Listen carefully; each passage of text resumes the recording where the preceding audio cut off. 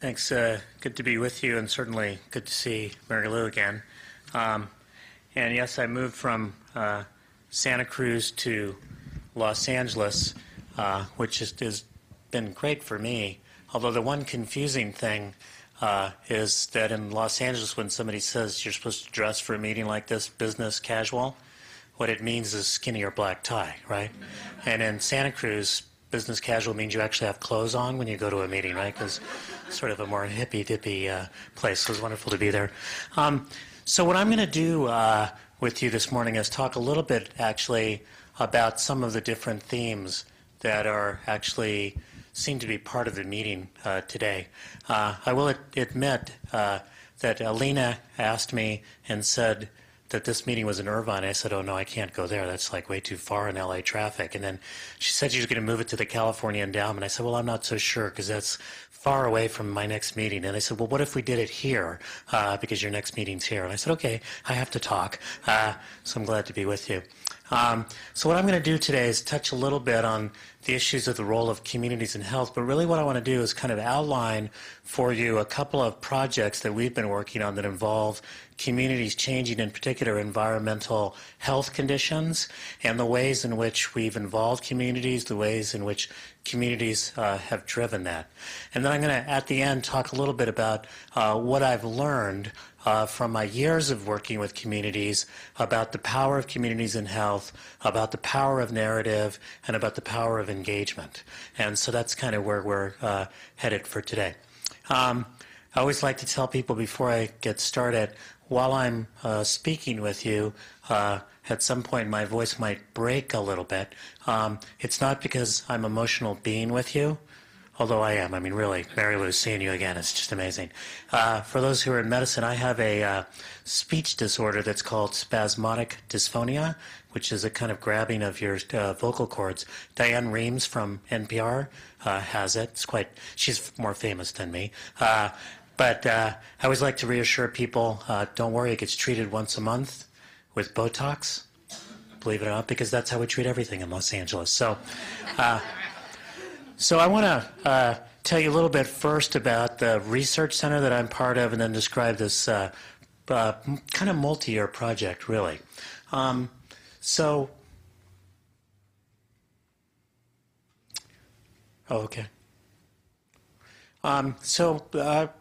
I direct a research program at USC called the Program for Environmental and Regional Equity. And PEER was founded to work with communities on issues of social justice. And so our main role as a research center is to collaborate with communities on issues of social justice. We try to say that what we're doing is reflecting the new 3 R's, rigor, relevance, and reach. High-quality academic research, relevant to public policy concerns, with a reach to affected publics, but more than that, providing a voice for affected publics. So we do a lot of work in deep collaboration with community-based organizations, and I'll describe one such thing in just a minute. And what we're trying to do is to forge a new sense of what it means to have academic and activist, really, collaborations, what it means to actually be involved in using the power of community to change the world and change the circumstances in which communities find themselves. And to describe that, I want to talk a little bit about our particular work in environmental justice, and then I'm going to talk a little bit about some other aspects of the work that we do. So for years, I've been working on environmental justice issues, and I remember actually the first time I started doing it, and we did a couple of studies, and we wound up getting a big grant from the California Endowment, which was just mentioned. And I went to go tell my aunt, my tia Dalia, I said, Tia, this is so exciting. I just got a big grant to do environmental justice. She said, ay, Manuelito, I'm so proud. What is environmental justice, right? And I said, well, Tias, that's the fact that, hazards are disproportionately in low-income and minority communities. And she looked at me. She was still proud, but there's a little twinge of sadness in her eyes, and she said, Manuelito, everyone knows that. So I spend my life, researching the obvious, right? But one of the things that's true about the environmental justice field is that while it's common sense that these hazards tend to be in these neighborhoods that have less power. There's often been a lot of science that's come forth and said, well, that's not really what's going on. And so in order to combat the argument that there's not something going on there, you need a combination of good research as well as good organizing to lift up the issues. And we've been working on these issues for years, and I want to describe one particular project where, you know, we both did a lot of GIS and spatial and a lot of, you know, kind of statistical work, but also involved the community, and it was actually in the Bay Area. And what was interesting about the Bay Area is the Bay Area is a place where people pay a lot of attention to the environment. There's a lot of actually environmental inequity in the Bay Area. People know about it in terms of sort of anecdotes like Hunters Point or the city of Richmond or West Oakland. But prior to us working with some groups on this, nobody had ever done a sort of systematic framework study looking at whether or not there was, you know, disparate environmental impacts in the Bay Area. And so what we decided to do was to enter into a multi-year relationship with 35 different environmental justice groups in the Bay Area. Anybody here ever done any environmental justice work? Okay. Do you know what it's like to put 35 different environmental justice groups together, right? It's like Latino Thanksgiving, right? Like people disagree with each other, right? And they have these different, you know, strands that are going on. So we put together 35 different EJ groups, environmental groups, and public health groups to work on putting together something on the Bay Area Environmental Collaborative. And what we wound up doing with those groups was a process of kind of asking what research they thought was important to them, what they thought needed to be there. I'm going to give you a little bit about what emerged. We wound up doing a report for them and with them called Still Toxic After All These Years. Great title. And an even better report. And what we wound up doing was sort of trying to map where the hazards were in the Bay Area and understand the relationship of communities to those. So the first thing that we did was take, and we wound up looking at things like cancer risk and respiratory hazard. A lot of those are a little bit more complex to take a look at. I'm going to outline to you the easiest one that we did, which was basically the location of facilities that emit toxics, which are recorded by something called a toxic release inventory by the federal government. And what we did was we wound up mapping all of those in the Bay Area and then trying to take a look at the demographics of the neighborhoods near them. And in order to do that, it's actually a sort of complicated process, because one of the things that's interesting is that when most people think about describing what a neighborhood is around a toxic site, they think about the zip code, which sort of seems logical to you, but most zip codes are not drawn with communities in mind. They're drawn with mail delivery in mind. So best example of that, anybody know East Palo Alto? Low-income community in the peninsula. It's used to be about 80% African-American. Now it's about 75% Latino, but it's the lowest income area in the Silicon Valley. And it shares a zip code with Palo Alto. Right? So zip codes aren't the way to go. Census tracts are the way to go. Second thing is that these big facilities tend to be on the borders of census tracts. And so what we wound up doing was trying to locate each of these facilities, draw a radius around them, and then ask the question who lives in the sort of blocks that are right around them. And what we found out was not surprising to people in the Bay Area, which is that the closer you get, the more it's people of color right next to these toxic releases. The further you get away from these, it's more white. Now, the thing that comes up is people say, well, maybe that's simply just economics. That what's going on is that the reason you're seeing those disparities is because of the fact that it's lower income people, lower value housing, and therefore that's what explains the disparity. But here's what we found. We look at neighborhoods here and ethnic groups, and on the horizontal axis, as the income goes up, the probability of being near a facility goes down. But the blue bar is non-Hispanic whites. The green bar is Asian Pacific Islanders. The other two are African Americans and Latinos. The interesting thing to note about this, by the way, we didn't note it. We produced the chart and communities pointed out to us that black households that make more than $100,000 a year are, twice as likely to live near a toxic site as white households making about $15,000 a year. Right? So this is a pattern that isn't just something that happens as a result of income, but it also happens as a result of race. And so we also wound up doing, and this is kind of an audience where I can say it, a logistic regression, controlling for all the other variables that predict location and doing a bunch of other really fancy stuff to control for the autocorrelation. And when we finished our report with these community groups, we did something which I would kind of urge others to do as well. We released a draft of the report at a meeting of scientists.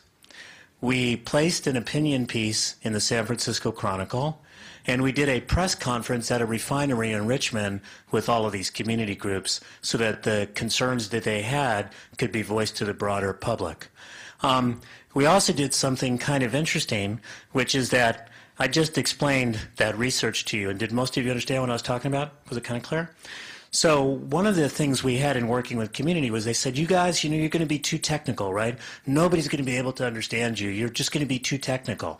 So what we did was when we made the final presentation of the research report to the community organizers, we didn't present it.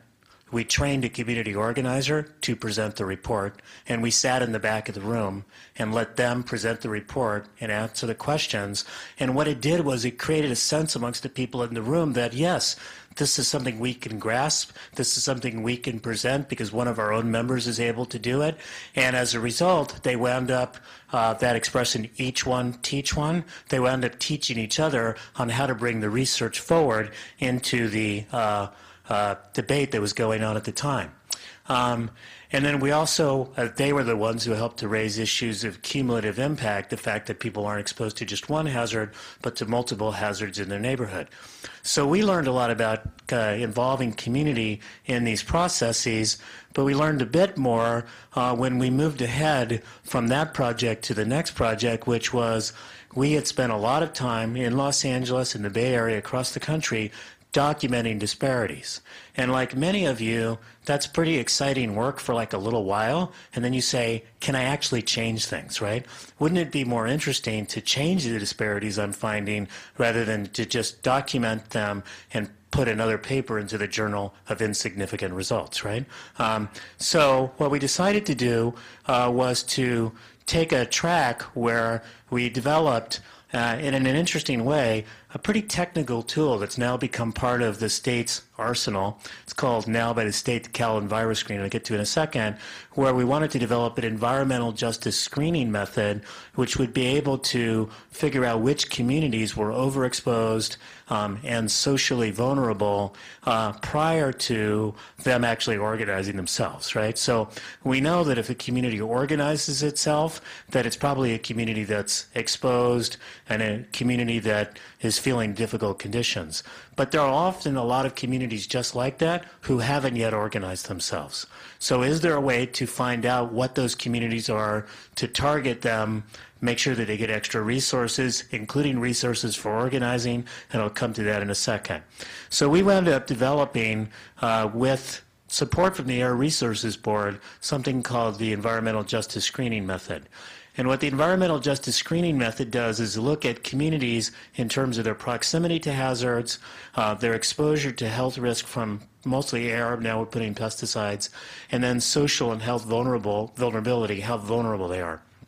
And those are separate categories because people are worried about what they're close to for visual and noise reasons. They're certainly worried about air risk, and then the social and health vulnerability is a sort of impacting factor as well. One of the things and it's not popular if somebody in the room is from Beverly Hills, but I often joke that if you have hazards, you should put them in Beverly Hills because at least they have good health care, right? But that's not what we do, right? We wind up putting these hazards in places that are actually the most vulnerable. We also have looked at climate change vulnerability, but I won't talk about that today. So what we wound up doing was developing a tool. I'm not going to go through it in too much detail, but a tool that wound up starting in Southern California, now covers all of California, which asks the question, where do people live? And then what are the hazards that are near them? So this is pretty close to where you are, actually. This is where you are today, general office space. And you can see this is to the east of you, East Los Angeles. And what we wound up doing was saying, let's focus in on the places where people live, or go to school, or get health care. So we wound up saying, let's not look at, most of the time when people look at proximity to hazards, they're looking at the industrial land itself, but nobody lives there, right? Really what you want to look at is how close are the hazards to where people actually live. So, for example, one thing that got knocked out, cemetery, no one lives there, right? Or the people who do, their health is already not at question, right? Although what's interesting, this cemetery is Evergreen Cemetery in East LA. Anybody know what's around Evergreen? A running track, because it's the only open space in that area, so people built a running track on the sidewalk. So that's where people exercise, is right near that cemetery.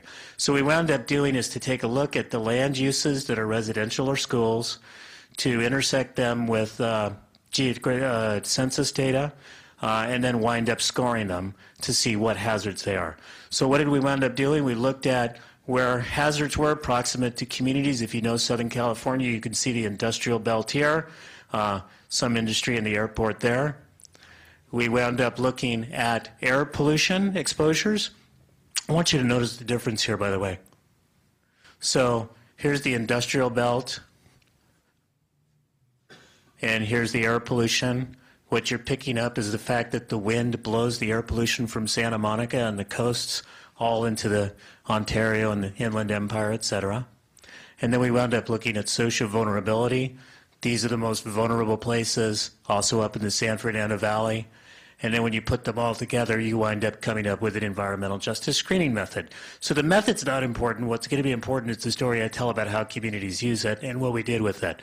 But what's interesting about this is that it picks up communities where there have been protests, like Huntington Park and South LA, but also, and Pacolma, which has a big group up there called Pacolma Beautiful.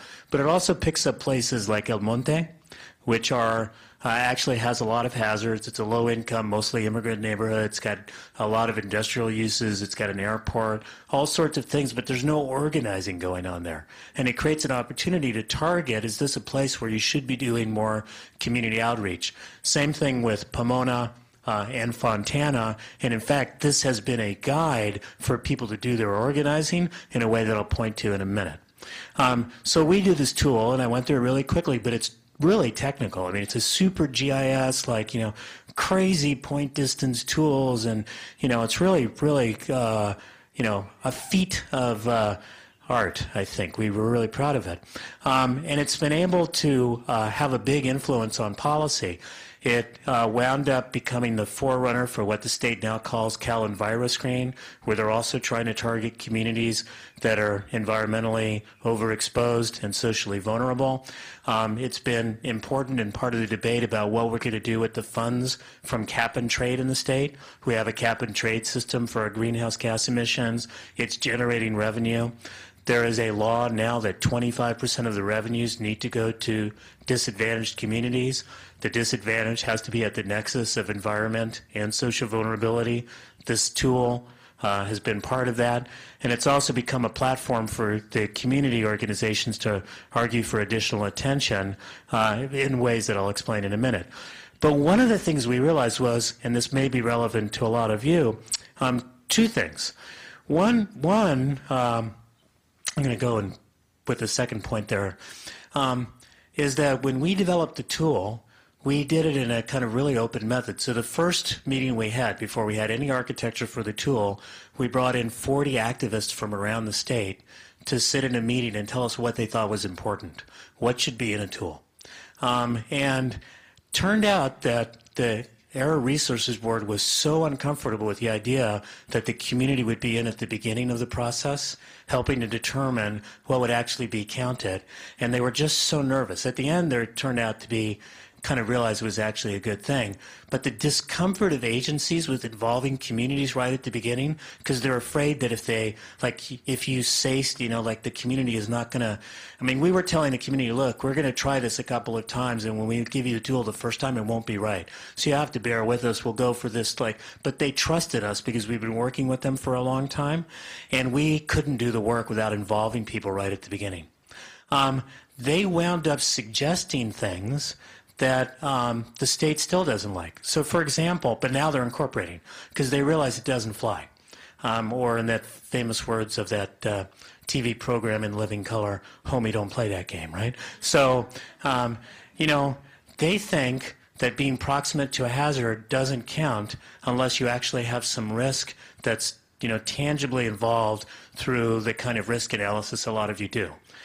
Communities don't think that, right? If you're living right near a refinery, yes, there's a risk, and the thing is ugly, right? And it's noise pollution and visual pollution. And in the literature, they're called environmental insults because they are.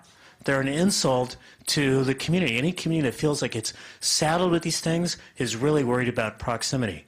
So our tool had proximity. The state didn't want to have it. We kept it in. Another thing.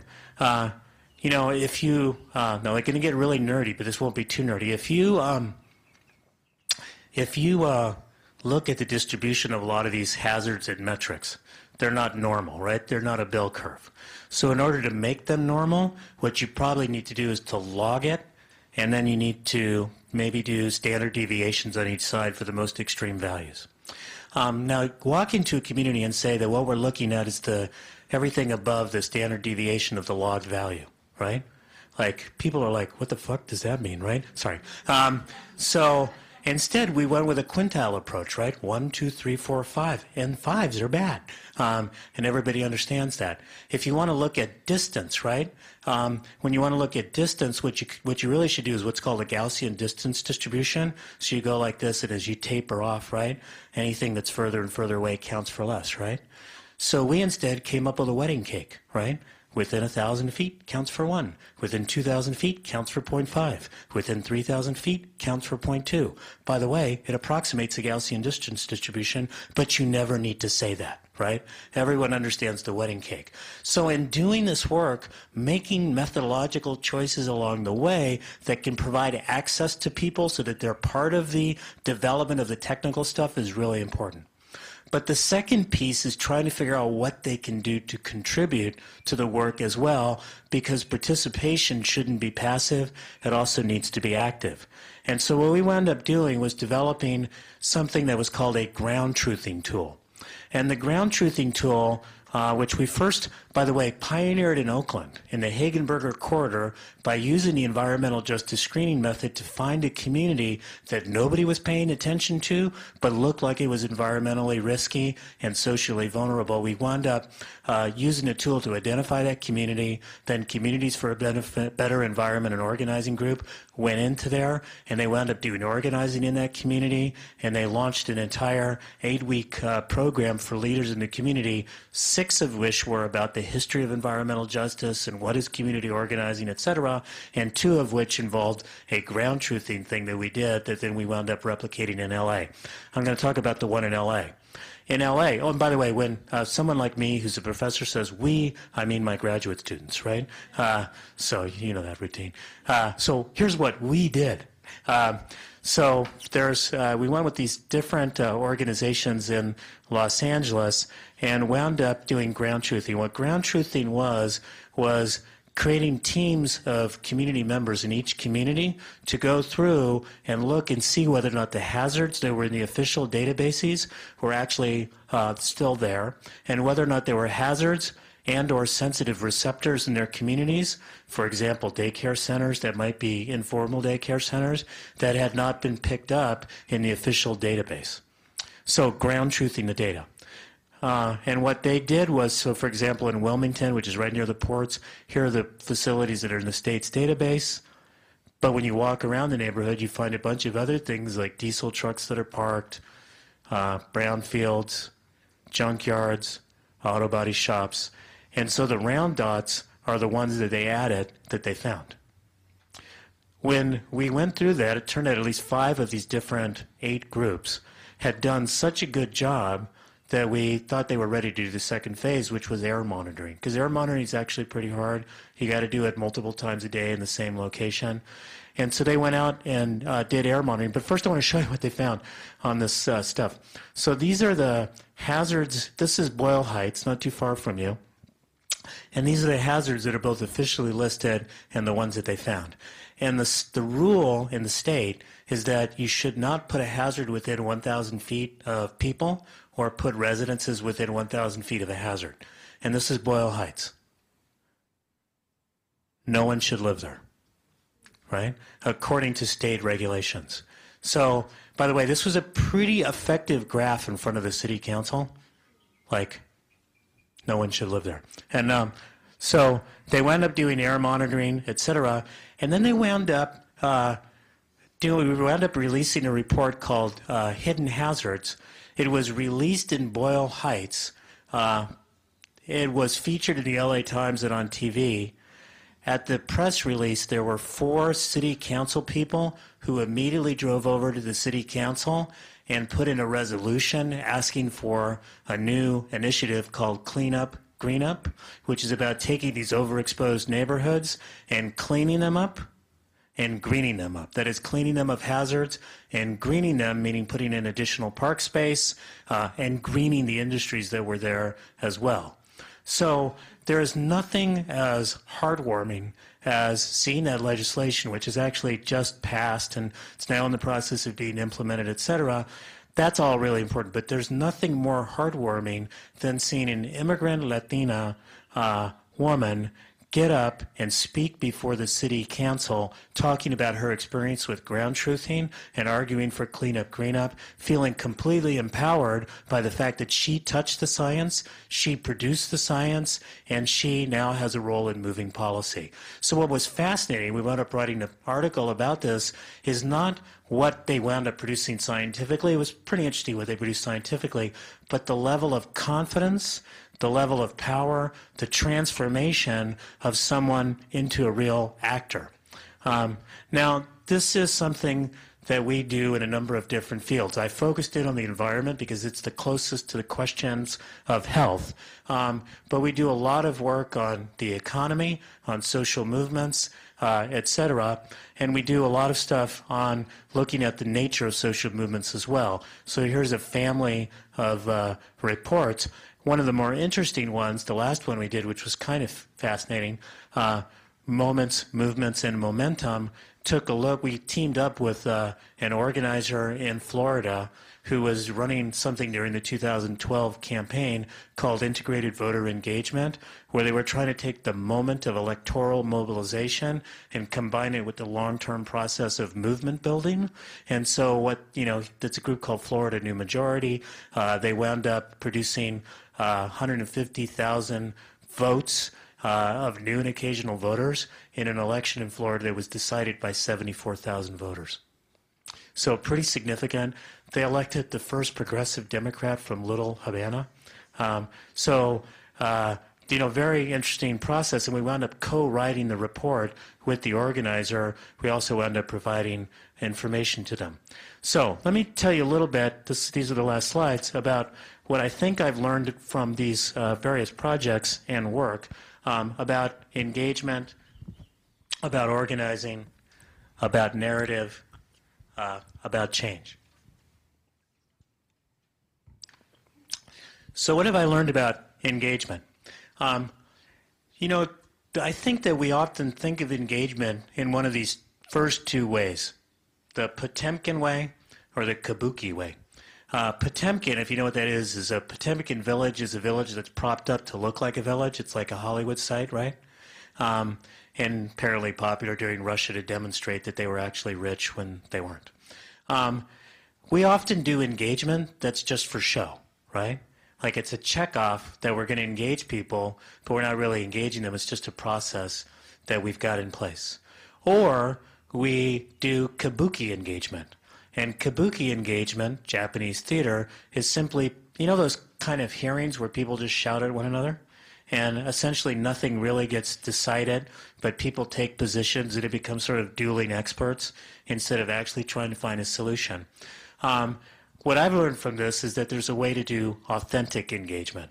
And that authentic engagement involves community-based participatory research. It involves dialogue with the community at the beginning of a project. It involves sort of breaking through to make sure that people's voices are heard all along the way. What I've learned about organizing is the following. And I think this is something that's fundamentally shifted.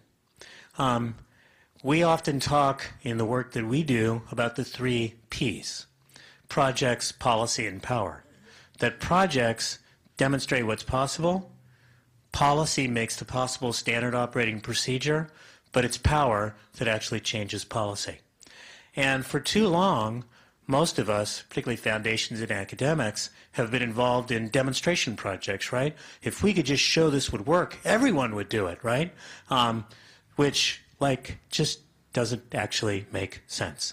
Because, I mean, the way I think about this is, think about one really smart policy, which is that we should make sure that everybody who's undocumented has access to the Obamacare exchanges, right? Because they're healthy. Generally, they're younger, they're healthy, and if they don't have access to health insurance, they're going to go into the hospital. It's going to cost us more money. So what's the one group we've excluded from Obamacare? The undocumented, right? I mean, we operate at the level of, emotion, xenophobia. We don't always operate at the level of rationality. So demonstrating that something worked doesn't mean it will be replicated, right? You could have something that works and it won't be replicated. So not that you shouldn't demonstrate things, but you have to assume that what you need to do is to work on policy, changing policy, but that fundamentally what changes policy is not sort of just smart ideas. If that was the case, we'd have climate change legislation in the United States, since science agrees on it. What changes policy is power. And power involves community organizing to build the voice of community. Organizing is exactly about making those shifts in power. And one thing I've realized, and I would urge some of you to think about this, is that it's, and some of you already have, I'm sure, is that it's long, hard work, it's real work, and it's real science as well as art. Here's how I came to that. About 25 years ago, and I think it really changed my life, I had a fellowship from the Kellogg Foundation. For a bunch of years, they used to select a group of about 40 young people. I was once young. And they gave you, for 3 years, they bought a quarter of your time off for a project of your own choosing and gave you some money to do it. I used to call it a MacArthur Award for people who weren't geniuses. And what I did was community organizing, quarter time. And what I realized was, when we hear community organizing, when we think it means it's just going out and talking to people, right? How hard can that be, right? But community organizing is about relationship building, about strategizing, about moving the pieces together, about alliances, etc. It's very hard work. And so beginning to understand that and respect that is an important part for those of us who are allies. And understanding, too, that in doing it, it takes a village, that there's no one organization that's going to get something done, that you need to figure out what it is to build a network, what it is to build alliances. What I've learned, too, is about narrative. Many of us who do research think that the facts alone will win the day. But the facts need to have a story. They need to have a person attached to them. They need to be explained simply. They need to have a narrative or a story. And when we do that, move to the last slide too quickly. We need to understand that when we're telling that story, we need to move away from our usual approach of focusing in just on our one particular issue. Van Jones, who is now on CNN, had a little gig at the White House for a while, once said something I always love to quote, which he reminds us that Martin Luther King, when he did the March on Washington, didn't say, "I have an issue," right? Most of us just have an issue, right? Now, you may really have an issue, right? But most of us just have the issue that we're really worried about rather than having a dream. So when people speak about environmental justice, they're not just speaking about getting hazards out of their community. They're speaking about where they live, work, play, and pray. They're speaking about making their communities be thriving, green places for folks to be able to grow and be able to prosper and be able to experience an environment. They're speaking about a vision. And so for whatever issue we're working on, we need to have a narrative, we need to have a broader vision, and we need to understand that that is all part of a really broad transformation in which community engagement convinces people of their voice and power. Because what's at stake is not just health. What's at stake really is human dignity. Because when we have a system that systematically delivers different levels of health, we are really insulting our human capacity for compassion and dignity. Now, what have I learned about community health? I want to just say kind of four things, some of which have already been said. One is that communities have inherent knowledge about their issues, and they have wisdom, which can be effectively coupled with our science, but there's a lot of wisdom there. I literally can't think of anything I've written about or thought about or did a test about in the last 20 years that didn't get suggested by a community organizer first. We did some pioneering work on whether or not hazards got placed in minority communities or whether or not minorities moved in afterwards, suggested by community organizers. We did some pioneering work on what are the benefits from authorizing undocumented immigrants for the California economy, suggested by community organizers. You know, you can go through it. There's tremendous wisdom there. We may have some skills and techniques we can bring to bear, but people really know what's going on, and listening to them is important. We need, as allies, to be both humble and confident about what we bring. Humble about recognizing that the wisdom is there, confident knowing that we do bring some skills as well. So this idea of lifting up the community voice is not to say, you know, some folks think like, oh, anything the community says is right, or I'm not worthy, right? I mean, we bring some really good and important skills with regard to research, et cetera, and so we need to bring that confidence and humility at the same time. There's one person who once said to me something that stuck with me forever, which is that the flip side of arrogance is insecurity. And when you get that balance between you know, being appropriately humble and appropriately confident, you're bringing skills to the community. Third point is that often the underlying health issue is power. That really what's driving a health outcome is the lack of community power to get the resources they need to address the problem. And that can make some of us uncomfortable, but in fact, that's really what's going on. And then the final thing that I just wanted to conclude with is that, you know, it kind of turns out, and it's beginning to see it in particular on research with young people, that community organizing is good for your health. It's good for your health. It's certainly good for your community's health if you can change things. But it's actually good for your health because it builds your social bonds with other people.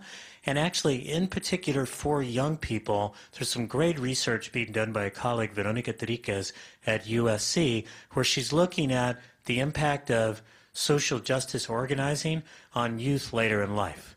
And one of the things that she's finding is that they have more, they're more efficacious.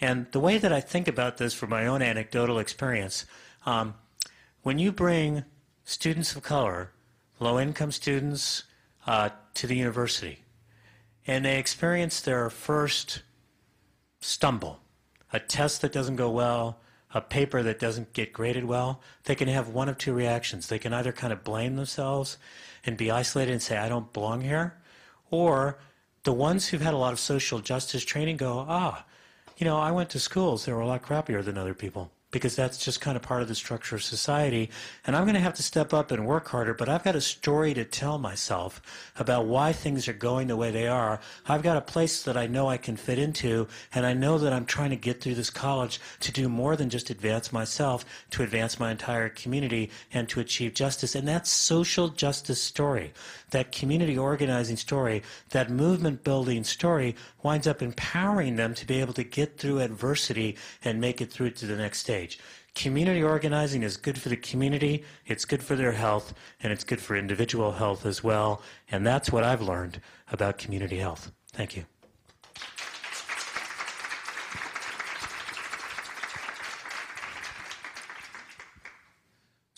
So I think you wanted to do Q&A or something now? And can I suggest a different way of doing Q&A? And then we'll do regular Q&A. First, everybody stand up. Big stretch. Good idea. Wait till I say the whole thing. Go find somebody you don't know, because some of you are sitting right next to people you do, and introduce yourself, and then talk for a few minutes. What resonated with you? What made sense from what I said? What's missing? What needs to be part of the conversation? What resonated? What's missing?